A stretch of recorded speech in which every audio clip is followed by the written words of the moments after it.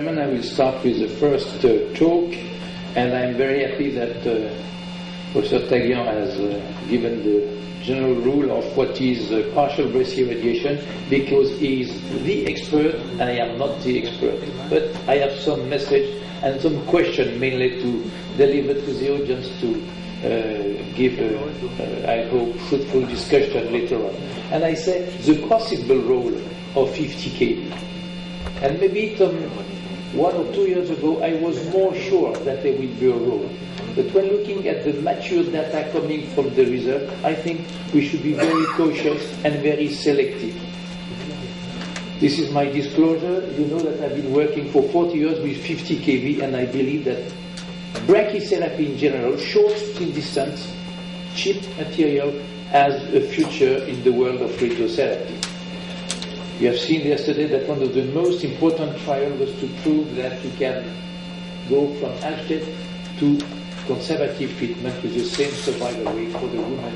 It is a real dramatic change. And most of all, we believe, all of us, that when you do radiotherapy, you increase absolute risk of local control by 18%, or you reduce by 18% the risk of local relapse. And it seems, I am not fully sure, it seems that this gain in local control translates on the long terms in an absolute gain of survival of 5%. This is mainly due to the Danish trial, which maybe is questionable, but this is the message that in most of the experts you will hear. Increase local control, you will cure more patients. This is very important message. Radiotherapy in breast cancer has a conservative role, improves survival. We have to find the optimal dose, and we have listened that we don't know exactly what is the optimal dose for this partial breast irradiation. We should keep local relapse less than 5%, and the patient should be satisfied, not the doctors, not the picture, but the patient in more 90% of the cases. And what are the recent trends? Hypofractionation and partial breast. What is the reason? To reduce the constraints of the patient, mainly when they are elderly, to reduce maybe the toxicity, and also to have an improvement in the socioeconomic efficiency of the treatment. In Lacassagne, Dr. Tourdi, a good friend of Dr. Taguian, is an expert in alpha-beta ratio. And through this alpha-beta ratio, he was able to design a hypofractionation treatment for elderly selected patients, 78 years of age, out of 150 during this period of time.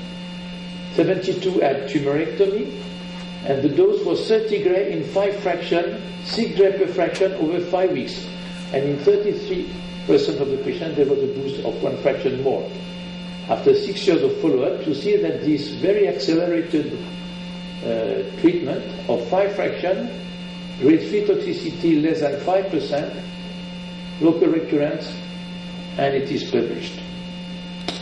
This is local experience in this. Of course, science comes with evidence, and you have randomized trial, more than 5,000 patients, 40 gray in 15 fractions, 3 weeks. This is the standard now in UK, is equivalent. So 3 weeks equivalent to 5 weeks. And you have even more accelerated trial, the FAST trial, where 20.5 grade 5 fraction of 7.5. You remember that in this, it was 30 grade 5 fraction, and here it is 20.5. Who is right, I don't know. But this schedule in the hand of our British colleagues, and Dr. Yanal is a very expert in this field, is giving proper results.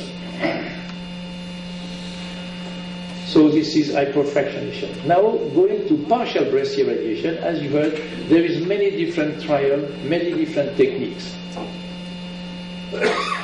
Here again, when you look at literature, this is a good question. Where is the CTV?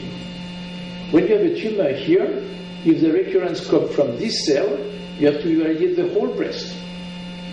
If the recurrence comes from this cell, you can do a partial breast irradiation around 200 cc, and you do it as the tachyon cell with a mixed combination of small tangential and electrons.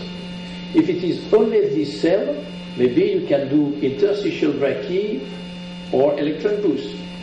And if it is only around this in a shell of 1 to 2 centimeters, maybe you can do only some 50 kb IORT, or you can do mammocyte.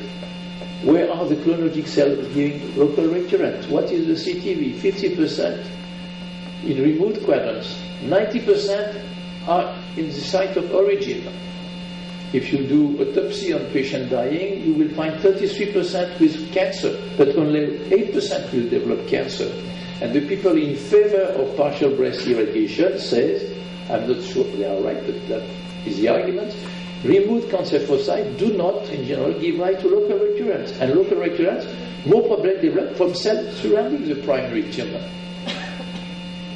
So if you have large volume external beam or brachytherapy or electrons, small volume 20-30 cc mammocyte or X-ray. 200 cc external beam, 100 cc electron or interstitial, only 20 cc, why not the 50 kb? You have seen this. You have understood that maybe proton, and in MD Anderson and Lamadida, they favor protons, and it is true that if you give proton, and you look at the dose in the lung, in the heart, in the contralateral breast, proton will always be superior, but as it was said, proton is limited to a very few happy person, and it is not for the next year that you will do proton for all breast cancer. Then you have electron IORT. This is work of Horeca. You have another machine called Mobitron in the States. And this is what they do. They remove the tumor, they do quadrantectomy, they put a lead shield here to protect the lung, and then they introduce the tube and they irradiate. For me, one of the weak points of this technique is that this tube is quite big, and the scar must be more than 8 centimeters. You cannot do IORT with electron with a small scar. And then you irradiate, and you have heard the results. External beam, there is a huge trial randomizing external beam versus IORT 21 gray. There is slightly more toxicity, slightly less good or excellent result, but not very significant. Of course, overall survival, you will see no difference. A bit higher local relapse, but if you take only the good risk patient, there is no difference. So maybe this is a technique of interest. Another way to do 100 cc volume irradiation is to do during surgery the positioning in the tumor cavity of the iridium catheter to cover properly the tumor cavity. And this is what is done in Nice also. You introduce during the surgery under control of vision very accurately, and there you have no problem with reconstruction of the breast with a mammoplasty, and you do interstitial brachytherapy. And the merit of this IORT technique is that you implant on day 1, but you wait until day 7 to irradiate, and you have time in that week to receive the pathological specimen and to adapt your dose to the result of the margin of the in situ component and some kind of negative parameters. And you give 35 10 fraction in 5 days. This has been published recently. It is a Jericho trial done by Professor Anon Levy in Nice. Selection, strict selection, patient more than 70 years, and I agree that we have to start this experiment or clinical learning curve with good prognostic patient and small tumors, lumpectomy, HDR brachytherapy delayed after 1 week, 46 patients, the CT was 68 cc, toxicity 2%, so far no local relapse and good results, and this was in 4 days, and now there is what we call CPB, it will be 16 gray in 1 fraction after 1 week, and you remove the material after the 1 fraction session. This is starting. Mammocyte, you've heard the mammocyte situation, and this was recently published in San Antonio, and this was a bit of criticism against Mammocyte, if I understood well. You take the USA Medicare, which is a registry of the insurance in the United States, a huge number of patients treated with whole breast irradiation, and you compare them with a huge number of patients treated with Mammocyte. And you find there is more abscess here, and you heard yesterday that abscess is not good for lymphedema. Then mastectomy, there was more mastectomy in the Mammocyte group, the survival always the same, but the general message from this contribution in San Antonio was be careful with Mammocyte and introduce very carefully this kind of accelerated partial breast irradiation. Now, Mammocyte is when you have a large volume. If you believe that the cancer cell who give the relapse are only the cells which are close to the primary, you can irradiate only this small volume. And then you come to intrabeam. Then you come to irradiation with a 50 kV machine. And after 3 centimeters, there is nearly no more X-rays. And this is the machine, this is the general process, and if I make it more clear, you have a tumor here, and this is the generator. You have electrons, and here you hit a gold anode, which provide an isotropic beam, which is irradiating a sphere. So you remove the tumor, you take this kind of applicator, and you select the size depending on the diameter of the tumor cavity. You put it inside, and then you introduce the tip of the anode in the middle, exactly in the middle of the sphere, and you have an irradiation perfectly homogeneous at the surface of the sphere. And if you give 100 at the surface of the applicator, you have 50% at 5 millimeter or 6 millimeter, depending on some other parameters. So you remove the tumor, you put the applicator, you close, you irradiate. If you want not to irradiate the skin because you're afraid, you can put some retractor like this. The weak point of this technique for the surgeon, and they all agree, to my surprise, I was in Jeddah 2 days ago, and in Jeddah they have the intrabeam. And the surgeon was very mad at intrabeam because he had to stay 30 minutes for the treatment. So an operation would last usually 60 minutes. Now it's lasting 60 minutes and nearly 1 hour. He said, I'm losing my time with this intrabeam. I said, well, it's good for the patient, and you can take a cup of tea. Also, the good thing with intrabeam is radioprotection. It is 50 kV. This is the patient. This is the breast irradiated. And if you are the anesthesiologist here, before getting 20 millisievert per year, which is the limit dose, you can treat 500 patients. So you see, no problem with radioprotection. And here again, science is important. And there is a very nice trial with the electrons IORT, which is Elliott, and there is another trial which is Target, and it is published in a good journal. Does not mean it is a good trial, it is a good journal. And 28 centers all over the world, in UK, Germany, Italy. I know somebody in Australia, because in Australia, when you are in Perth, patient has to travel 500 kilometers to go to the radiotherapy department. So if you can do everything in one day, it is better than to have 30 trips from your home to the department of radiotherapy in Australia. It is Joseph, David Joseph, the only one. They agree on a lot of patients, not very strict selection. They do lumpectomy, and this is the standard dose, of course, and they compare it to 20 grains 30 minutes. And if they found poor pathology, they will make an external beam radiotherapy, whole breast irradiation, 50 gray after the 20 gray, because they have demonstrated in the first series of patients that they can use 20 gray as a boost and then give 50 gray. The endpoint was local recurrence. A large number of patients, average age, 13% with positive nodes. This is the weak point of this intraoperative radiotherapy when you shoot directly during the surgery, is that you don't know the negative pathological parameters that you are going to encounter. It is why with the iridium, when you wait 1 week, you adapt the dose to the final pathological report. Here, you have to assume that everything is fine. And you will see that in 14% of the patient, in the IORT arm, there was some negative parameter, and they have to give an extra irradiation with external beam radiotherapy. And they published this in the Lancet. That was the results. 1% local relapse at 4 years with 6 weeks, 1.2 with 30 minutes.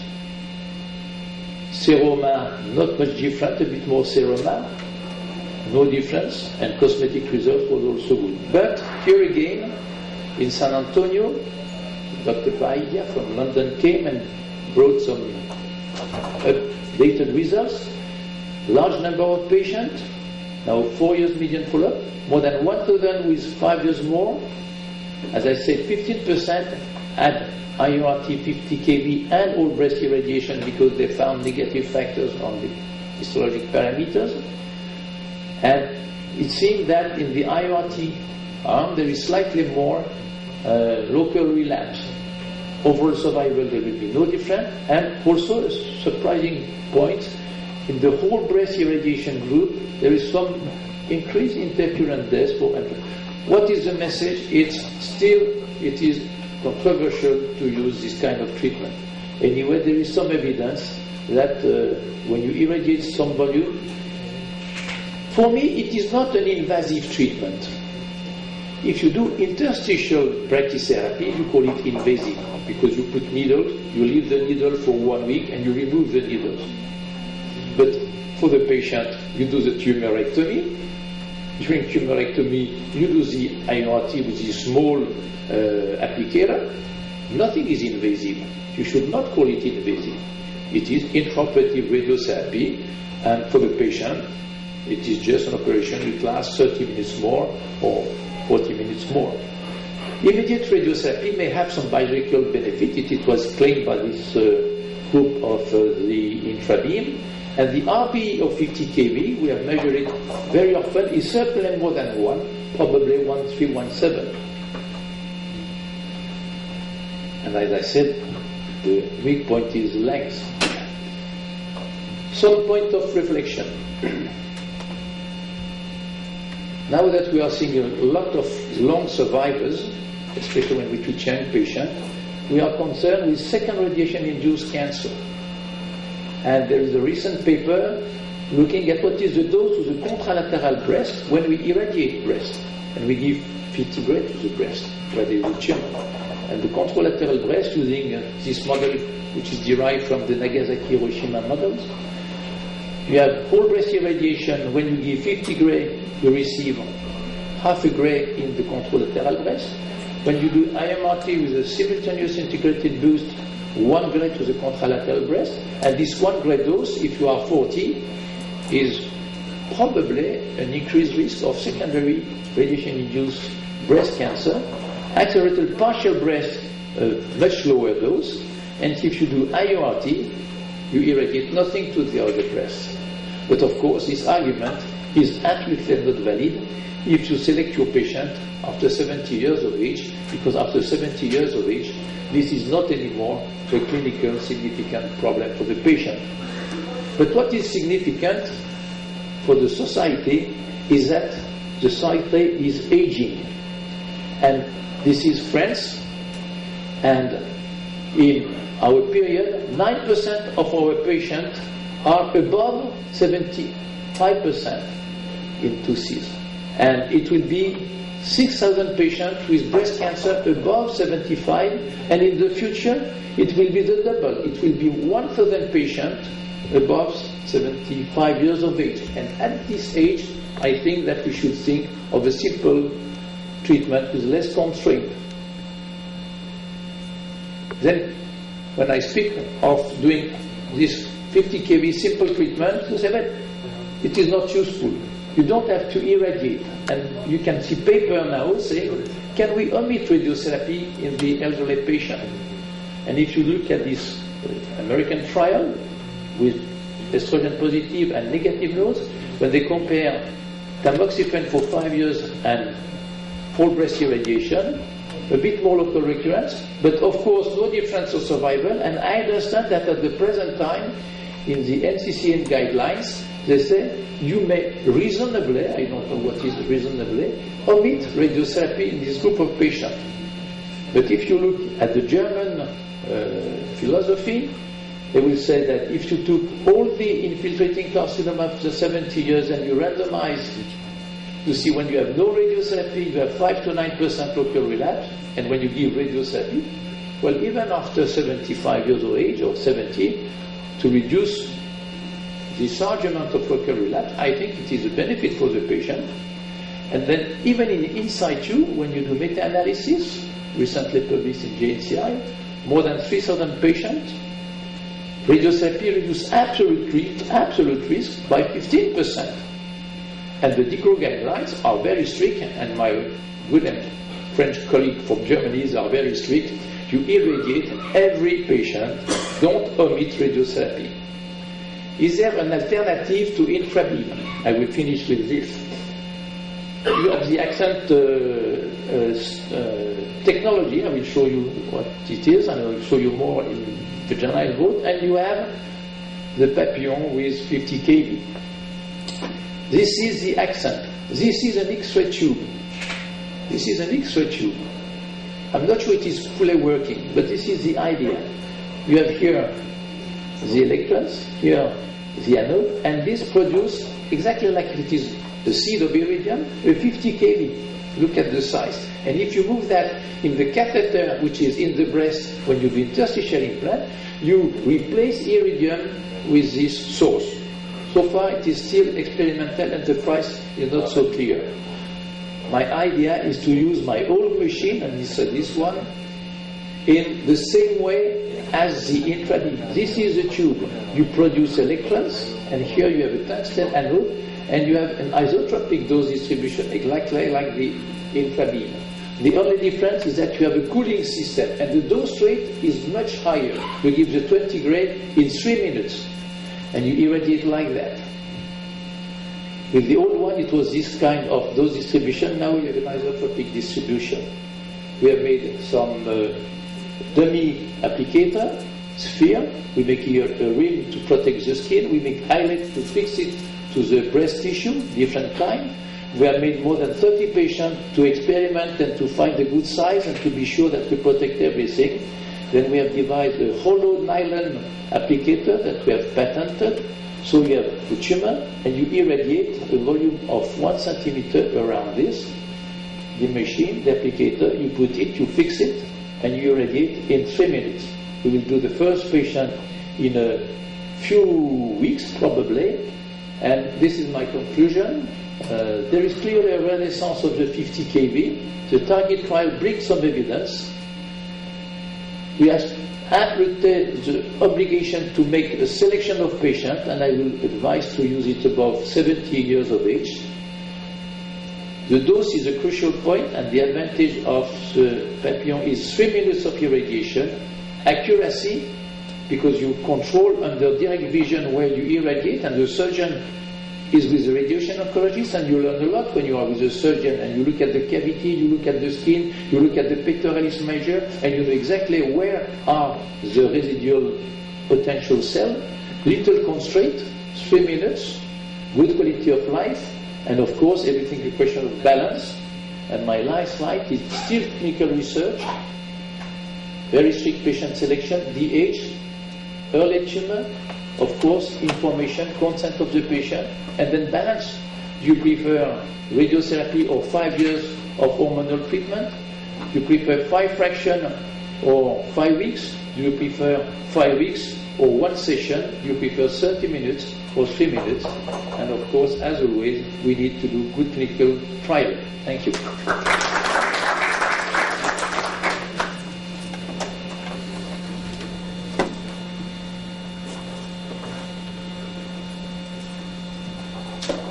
We have questions because the second talk is completely different. It is not anymore breast, it will be endometrium. So if you want to have discussion, and if you have discussion, mainly you ask the question to Dr. Taguian, to me, but we can both of us answer your question. Any question? How expensive is this machine? How expensive is the safety of chemo compared to the others, and how different it is to run and maintain the expense. The cost of the machine will be around 300,000 euros. Cost of maintenance, as always, around 10% of the cost of the machine, but as it is a simple machine, it should be close to 5%.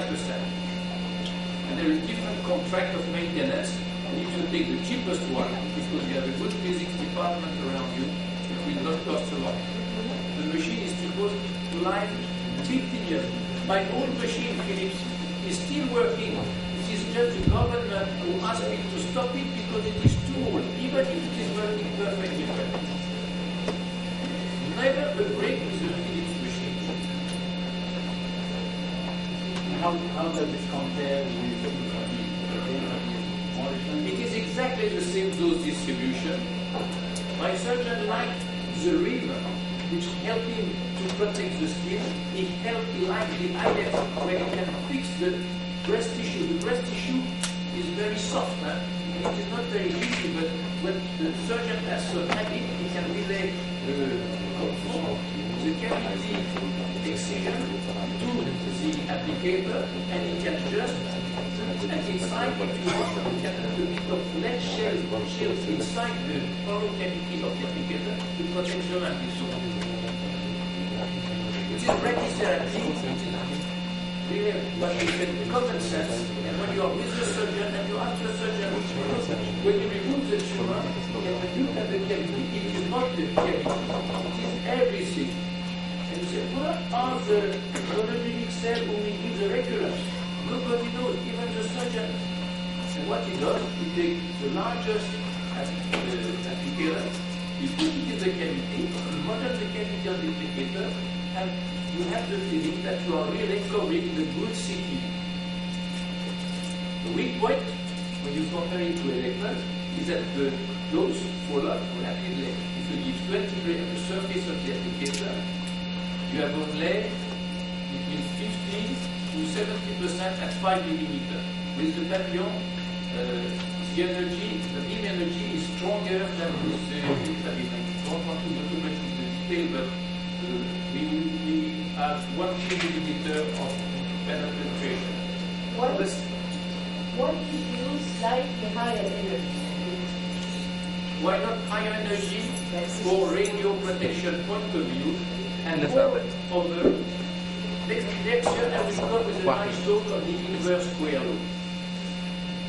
At this level, the inverse square law is much more important than BNH. And I will show you an example in a few minutes when I speak of intravaginal brachytherapy. The energy is not important when you are very close to the source. What is important is the inverse square law. We invented the inverse square law, Newton and Galileo. I think we should proceed. We go back. So now I have the pleasure to have Professor Joe who read a beautiful talk yesterday about endometrial carcinoma. And if there is any question, please you refer to him. And I will give you some example of brachytherapy in vaginal vault for endometrium carcinoma after brachytherapy. Here again my disclosure. You have heard yesterday that endometrial carcinoma is a common female disease, postmenopausal, stage 1 most frequent. Surgery is the main treatment. Lymphatic spread, we have no reliable image.